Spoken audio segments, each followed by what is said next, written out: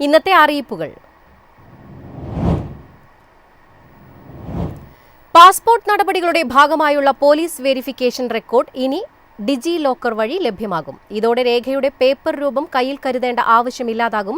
വിദേശകാര്യ മന്ത്രാലയവും electronics and IT മന്ത്രാലയവും ചേർന്നാണ് ഈ പുതിയ സംവിധാനം ഒരുക്കിയിരിക്കുന്നത്.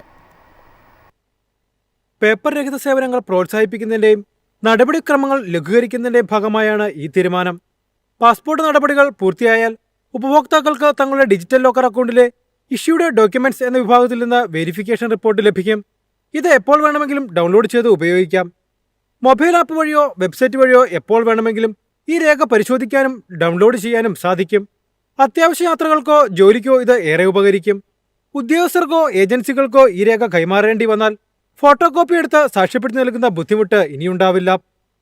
ഡിജി ലോക്കർ വഴി തന്നെ ഡിജിറ്റലായി കൈമാറാം. സർക്കാർ സംവിധാനത്തിൽ നിന്ന് നേരിട്ട് ലഭ്യമാക്കുന്നതിനാൽ ഈ രേഖകൾക്ക് പൂർണ്ണ ആധികാരികതയുണ്ട്. രേഖകളിൽ തിരുത്തുകൾ വരുത്താനോ വ്യാജരേഖ ചമയ്ക്കാനോ സാധിക്കില്ല. News desk MyFin TV. Christmas പുതുവത്സര സ്പെഷ്യൽ ട്രെയിൻ പ്രഖ്യാപിച്ച ദക്ഷിണ റെയിൽവേ. ഗുജറാത്തിലെ വഡോദരയിൽ നിന്ന് കോട്ടയത്തേക്കും തിരിച്ചുമാണ് ട്രെയിൻ പ്രഖ്യാപിച്ചത്. ഡിസംബർ, ജനുവരി മാസങ്ങളിൽ ട്രെയിൻ ഇരു സ്റ്റേഷനുകൾക്കുമിടയിൽ സർവീസ് നടത്തും.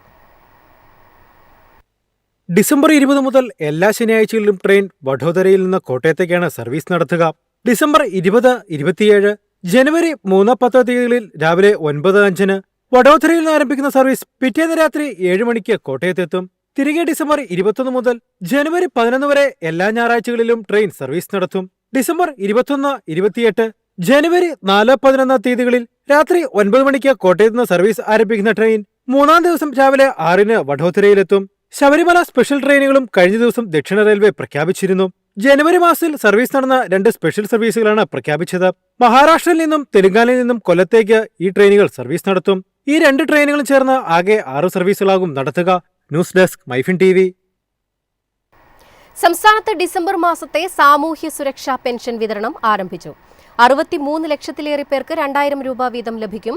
ഇതിനായി 1055 കോടി രൂപ തിരഞ്ഞെടുപ്പിന് മുൻപ് തന്നെ ധനവകുപ്പ് അനുവദിച്ചിരുന്നു. 26.62 ലക്ഷം പേരുടെ ബാങ്ക് അക്കൗണ്ടിൽ തുകയെത്തും. മറ്റുള്ളവർക്ക് സഹകരണ ബാങ്കുകൾ വഴി വീട്ടിലെത്തിക്കും. 8.46 ലക്ഷം പേർക്കുള്ള കേന്ദ്ര വിഹിതവും സംസ്ഥാനം മുൻകൂർ അനുവദിച്ചിട്ടുണ്ട്.